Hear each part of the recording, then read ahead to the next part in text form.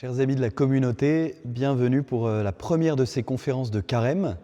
Cette année, nous avons choisi de nous introduire au mystère de la liturgie, de parler de la liturgie, comment nous sommes appelés à glorifier Dieu par la liturgie.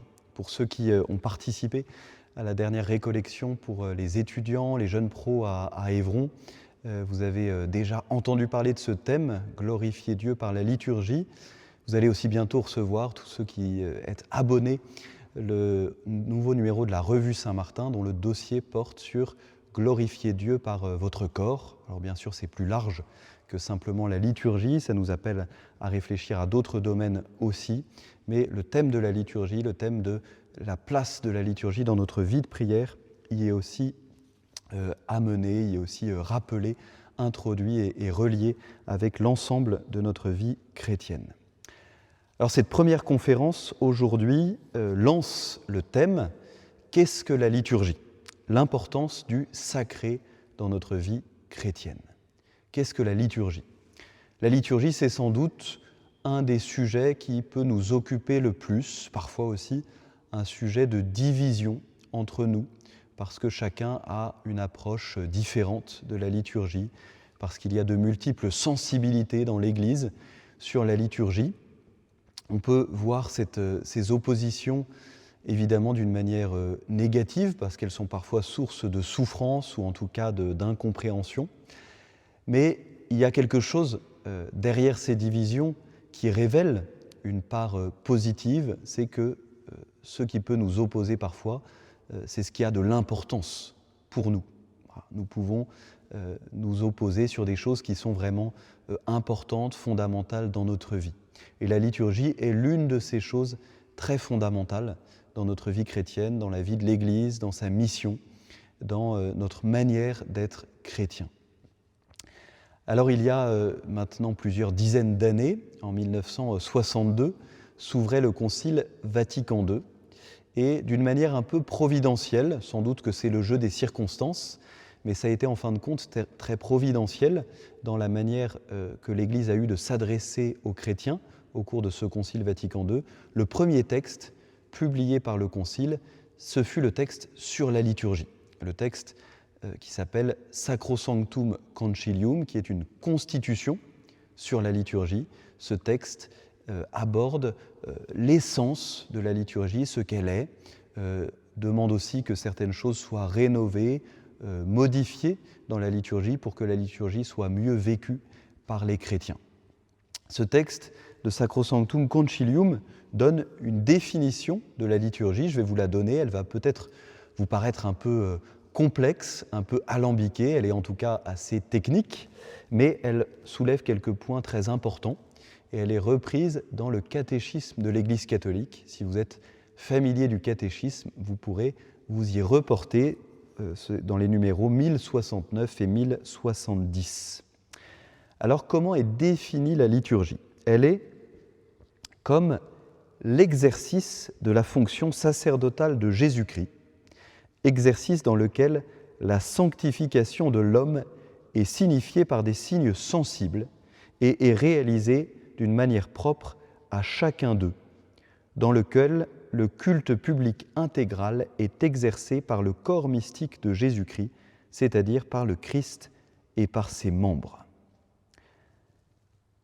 Alors cette définition, évidemment, elle peut nous paraître un peu compliquée, c'est l'affaire de théologiens, de spécialistes.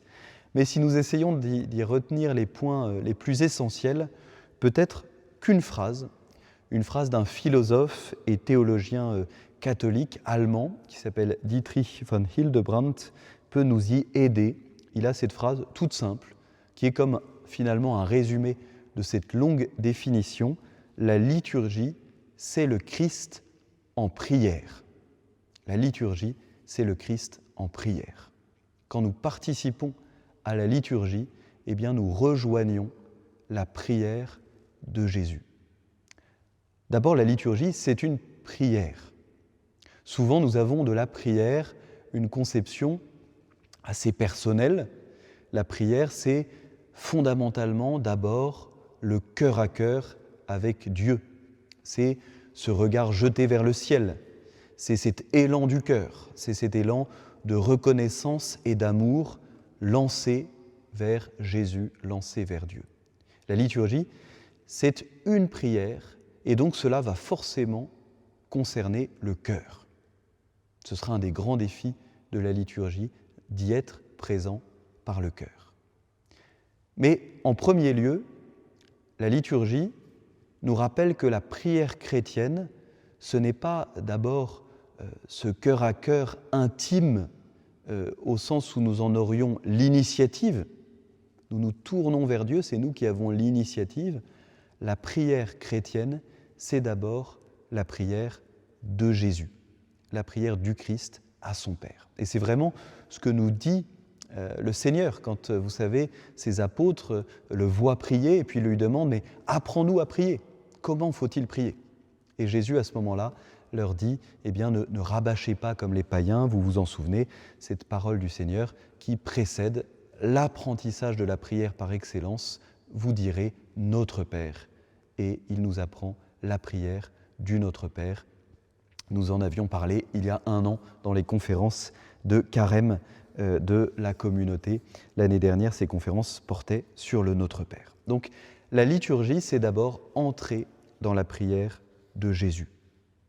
Entrer dans la prière de Jésus, nous le vivons d'une manière particulière, évidemment, dans la messe. La messe, c'est la grande action de grâce de Jésus à son Père. Dans la messe, tout est adressé au Père. Pourquoi ? Parce que c'est Jésus qui se tourne vers son Père et il nous invite à entrer dans sa prière de louange et d'action de grâce, sa prière d'adoration, sa prière de supplication adressée au Père. En particulier, nous le voyons dans la prière eucharistique. Toi, Père très aimant, vraiment, tu es saint, tu es la source de toute sainteté. Les prières eucharistiques s'adressent en Jésus, dans l'Esprit Saint, par Jésus dans l'Esprit Saint, s'adressent au Père. La liturgie, c'est la prière du Christ dans laquelle nous entrons, mais pas seulement la prière du Christ tête, mais aussi des membres. C'est la prière de l'Église, d'où cette mention exercée par le corps mystique de Jésus-Christ, c'est-à-dire par le Christ et par ses membres. La liturgie, c'est l'œuvre du Christ, c'est la prière du Christ, mais c'est aussi, et par conséquent, on pourrait dire, la prière de l'Église, c'est-à-dire du corps du Christ. Ce n'est pas seulement le Christ tête, mais c'est le Christ qui entraîne ses membres, qui entraîne le corps dans sa prière, qui les entraîne à sa suite pour prier avec lui et par lui. Prière du Christ, prière de l'Église, prière dans laquelle nous sommes par conséquent invités à entrer. Elle est le modèle de notre propre prière, cette liturgie. Cette liturgie, elle est le modèle de notre propre prière et elle nous appelle, j'en reparlerai à la fin, à une certaine désappropriation parce qu'évidemment, la liturgie, ce ne sont pas nos propres mots, mais ce sont les mots du Christ et de l'Église dans lesquels nous sommes appelés à nous fondre, à nous introduire en quelque sorte pour les faire nôtres. Et puis la liturgie, je termine par là cette longue introduction, la liturgie, elle est un culte public. Donc la liturgie n'est pas une prière privée, mais c'est une prière publique. Le culte public, nous rendons un culte, nous rendons une louange, nous rendons une action de grâce, nous rendons un culte. C'est le culte, c'est vraiment les actes de ce qu'on appelle chez les théologiens la vertu de religion, c'est-à-dire cette vertu de religion, c'est celle qui nous conduit, qui nous met en présence de Dieu, qui nous invite à rendre à Dieu ce qui lui est dû, évidemment avec nos limites. Ils ne vont pas rendre à Dieu tout ce qui lui est dû, puisque tout lui est dû, mais ce culte, eh bien, nous essayons de lui rendre ce que nous pouvons, de répondre à sa majesté en lui rendant ce culte qui implique toute notre personne et toute l'Église. Ce culte public, intégral. Et puis un dernier élément dans cette définition que nous pouvons retenir, ce dernier élément, c'est que cet exercice il est dans lequel la sanctification de l'homme est signifiée par des signes sensibles. Évidemment, là, on approche la réalité des sacrements. Les sacrements, ce sont des signes sensibles par lesquels Dieu nous donne sa grâce. Des signes sensibles, efficaces de la grâce que Dieu veut nous donner, qu'il nous donne vraiment dans chacun des sacrements. On le verra au fil de ces conférences, évidemment, les sacrements ont une place particulière dans la liturgie. Et au sommet des sacrements, eh bien, le plus haut d'entre eux, l'Eucharistie, dans lequel Jésus se rend présent personnellement pour se donner à nous. Voilà pour cette première partie introductive. Qu'est-ce que la liturgie ? Elle est la prière de Jésus, la prière de l'Église. Elle est un culte public avec forcément bien une codification du rituel. Voilà, elle est rituelle. Et puis, au cœur de ce culte public, il y a les sacrements qui ont une place toute particulière, mais qui n'épuisent pas toute la liturgie. Il y a beaucoup d'autres liturgies, la liturgie des heures, les laudes, les vêpres, tous les offices. Il y a les bénédictions, il y a les funérailles par exemple, il y a tout un tas d'autres prières liturgiques que les sacrements, mais les sacrements ont dans la vie liturgique une place particulière. Nous avons parlé de ce culte, et là, deuxième partie, deuxième point peut-être qui peut nous arrêter. N'est-ce pas un peu étrange pour les chrétiens d'avoir maintenu un culte extérieur, un culte public? Parce que on pourrait se dire que le culte, ça ressemble un peu, ça a un peu un parfum d'Ancien Testament. Est-ce que c'est vraiment l'Évangile qui nous invite à rendre un culte à Dieu? Est-ce que finalement, le culte, ce n'est pas relié à tous ces sacrifices qui avaient lieu au temple, à quelque chose de dépassé par Jésus qui nous appelle maintenant à autre chose que de rendre ce culte, cette liturgie à Dieu? C'est une grande question ça, dans la vie de l'Église, dans l'histoire de l'Église, et aussi peut-être un grand sujet d'opposition, parfois entre nous, parfois entre différents courants dans l'Église à travers les siècles, et aujourd'hui certainement également. Alors, deux textes bibliques du Nouveau Testament qui peuvent nous mettre un peu nous introduire à ce dilemme, à cette question, à cette problématique. Le premier texte, c'est au 2e chapitre des Actes des Apôtres.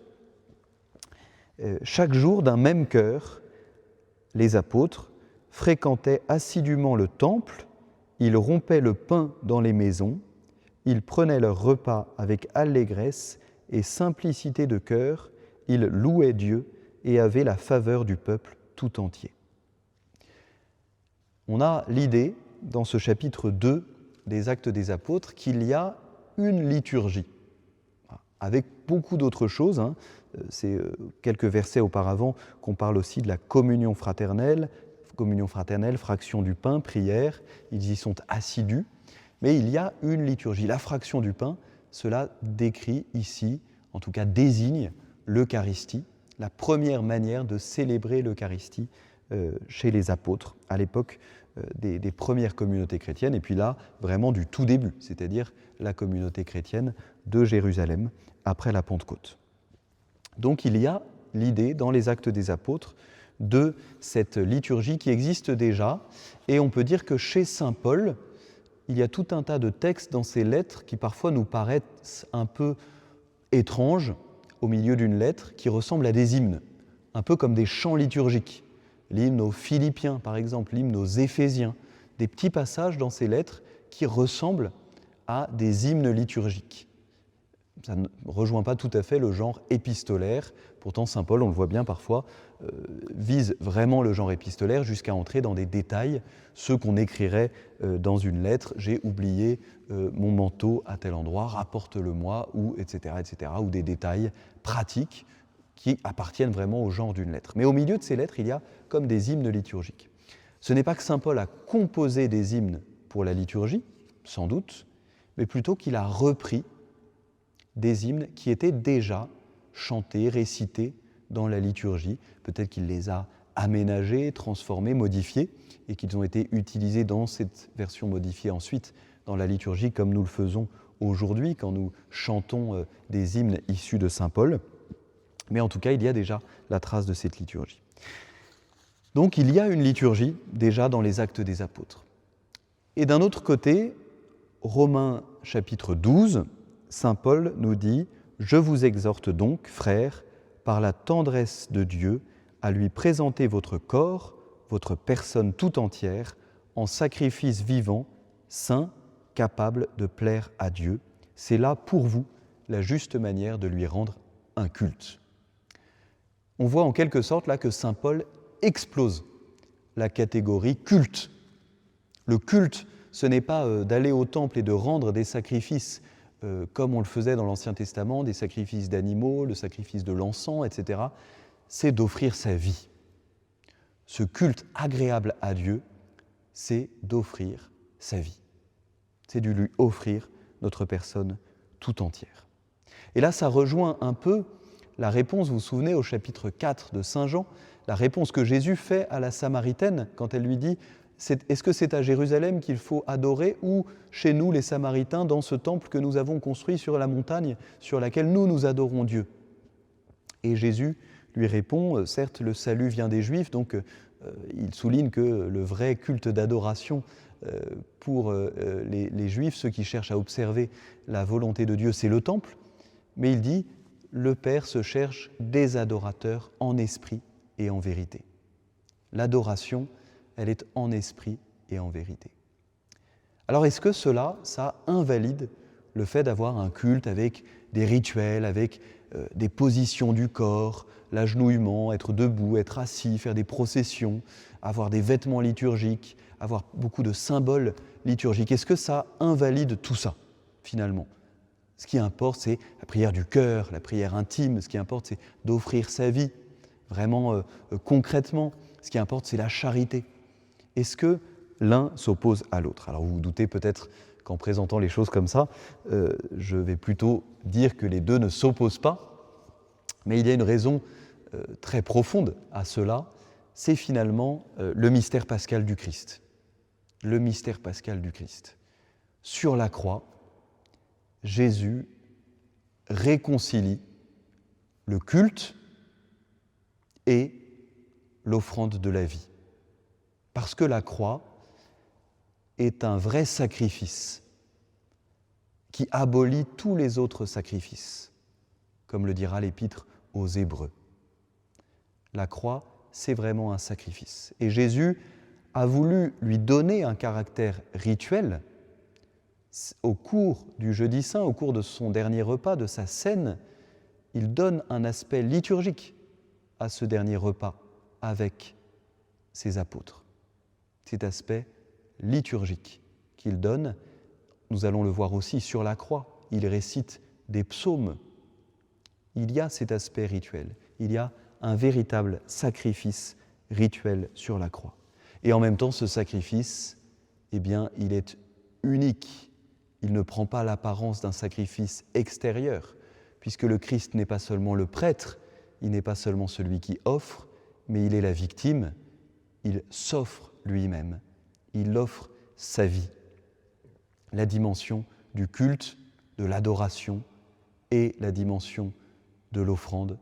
Ces deux dimensions que les prophètes parfois avaient tendance à opposer en disant « attention au formalisme extérieur, attention à ne pas simplement offrir des victimes animales, des sacrifices extérieurs, le sacrifice de l'encens, etc. Si vous n'avez pas un cœur brisé, un cœur broyé, un cœur humilié, si vous ne cherchez pas à donner votre vie, à vous convertir, ces sacrifices ne valent rien, eh bien Jésus réunifie tout cela sur la croix en se donnant véritablement lui-même. Et c'est pourquoi la liturgie, elle est fondamentalement fondée sur le mystère pascal du Christ, sur le mystère de la mort et de la résurrection de Jésus. À chaque messe en particulier est rendu présent le sacrifice, le mystère pascal de Jésus, sa mort, sa passion, sa mort et sa résurrection. Alors c'est une chose sur laquelle a beaucoup insisté Benoît XVI dans toute sa réflexion sur la liturgie. Vous savez que Benoît XVI était un pape vraiment très attentif à la liturgie. Dans tous les textes que le pape François écrit aujourd'hui sur la liturgie, il cite souvent Benoît XVI, il cite aussi souvent un des maîtres spirituels à la fois de Benoît XVI et du pape François, le théologien Romano Guardini, qui a écrit sur la liturgie parmi d'autres thèmes. Il a écrit aussi sur beaucoup d'autres sujets. Et pour Benoît XVI, il y avait une unité fondamentale entre la sainteté et le sacré. Souvent, on peut entendre dire, pour les chrétiens, il n'y a plus vraiment de sacré au sens de choses qui sont de toute la ritualité, de toutes ces règles de pureté rituelle, comme il y en avait beaucoup chez les Juifs, liées à la question dans l'Ancien Testament des purifications rituelles, des purifications alimentaires, toutes ces règles-là, qui peuvent nous paraître parfois très extérieures. Mais Benoît XVI nous le dit, le saint chrétien n'a pas abandonné, n'a pas aboli le sacré. Il nous l'écrit, le mystère sacré de Dieu, le grain de sénévé de l'Évangile ne s'identifie pas au monde. Ils sont destinés à imprégner le monde entier. C'est pourquoi nous devons retrouver le courage du sacré, le courage de l'identité particulière du chrétien, non pas pour restreindre, mais pour transformer, pour être vraiment dynamique. Le sacré nous rappelle cela. Nous ne sommes pas du monde. Nous sommes appelés à aller dans le monde, mais nous ne sommes pas du monde. Et quand nous venons à l'Église, eh bien nous venons entrer dans le monde de Dieu. Nous venons nous rappeler que nous ne sommes pas citoyens du monde, fondamentalement, mais d'abord citoyens des cieux, appelés à témoigner dans notre patrie terrestre, là où nous sommes, appelés à témoigner de cette primauté du ciel, de cette primauté de Dieu, de cet appel à la conversion, de cet appel d'une certaine manière à habiter au ciel avec Dieu. Et ça, le sacré, et dans le sacré, cette partie nécessairement rituelle, nécessairement ancrée dans certaines règles de séparation, c'est ça que signifie le sacré par rapport au profane. Le sacré s'oppose au profane. Nous quittons le monde habituel, pour entrer dans le monde de Dieu, dans le monde divin, ce monde dans lequel nous avons été immergés dans notre baptême, où nous sommes devenus fils de Dieu, où nous sommes devenus appartenants à Dieu. Nous avons commencé à appartenir vraiment au Seigneur. Et cette phrase de Benoît XVI que je vous ai citée est très actuelle, évidemment, parce que nous avons vu, sans doute dans les malheurs des temps que nous vivons, eh bien, parfois comment finalement l'Église, en voulant s'immerger dans le monde au point d'oublier qu'elle était l'Église, qu'elle était forcément différente, qu'elle était forcément un signe de contradiction, qu'elle était forcément d'une certaine manière séparée, distinguée du monde, eh bien finalement, combien parfois l'Église n'a plus intéressé grand monde. Parfois l'Église, si on allait trouver à l'Église ce qu'on aurait pu trouver partout ailleurs, et la liturgie a été parfois le lieu de ce type d'expérience, eh bien finalement, on ne va plus tellement à l'Église, on ne voit plus tellement l'intérêt d'aller à l'Église, puisqu'on n'y rencontre pas tellement le monde divin, mais qu'on rencontre quelque chose d'un peu mondain, d'un peu trop proche de la réalité mondaine, de la réalité temporelle. Alors ce mystère pascal du Christ est le fondement de la liturgie. Il légitime aussi ce sacré. Il légitime de passer par le sacré, non pas pour y rester, non pas pour s'y enfermer, mais pour se laisser transformer par Dieu lui-même, pour lui ressembler, pour laisser l'Esprit Saint nous rendre un peu plus divins, un peu plus saints, afin d'en témoigner aussi dans le monde. Troisième point maintenant, à partir de là, une fois que nous avons vu comment le mystère pascal du Christ, rendu présent dans la liturgie, nous invite à une transformation personnelle, communautaire aussi, par le sacré, voyons comment ce sacré se manifeste dans la vie liturgique. Et c'est mon troisième point, les défis du sacré dans la liturgie. Alors ce sacré se manifeste par un certain nombre de gestes rituels. Le sacré, ce sont d'abord des gestes, des symboles, des gestes qui partent de réalités vraiment matérielles, qui nous rappellent cette réalité de l'incarnation. Le Seigneur, en particulier dans les sacrements, utilise des réalités matérielles, l'eau, le pain, l'huile. Il utilise dans la liturgie, à travers la ritualité de l'Église, il utilise l'encens, il utilise la lumière. Nous vivons dans la liturgie dans un monde de symboles, comme le dit Romano Guardini justement. Nous vivons dans un monde de symboles. Alors le défi, c'est de comprendre à quoi correspondent ces symboles, de comprendre pourquoi nous utilisons tel symbole. Et cela, nous essaierons de vous faire découvrir au cours de ces conférences. Mais c'est vraiment une invitation pour nous, pour chacun de nous, chrétiens, à approfondir ce trésor de la liturgie, à essayer de comprendre pourquoi il y a tel geste, pourquoi il y a tel symbole, pourquoi il y a ce lavement des mains à tel moment dans la liturgie, pourquoi le prêtre se lave les mains, pourquoi il y a tel vêtement liturgique, pourquoi telle couleur liturgique est utilisée à tel moment. Tous ces symboles qui sont si importants, qui viennent rehausser la liturgie, qui viennent nous aider à prier sur de la beauté, comme le disait le pape Saint Pie X en parlant du chant grégorien. C'est une invitation à prier sur de la beauté. Nous avons besoin de cette beauté, peut-être plus que jamais dans notre monde, nous avons besoin d'être témoins de la beauté de Dieu. Il y a les gestes, il y a bien sûr les paroles. Et là, un autre défi se présente à nous, bien résumé par saint Benoît dans sa règle, à travers une petite formule « mens concordet voci », que notre esprit corresponde, concorde, s'unisse aux mots que nous prononçons. Et ça, c'est le défi dont je parlais un tout petit peu tout à l'heure.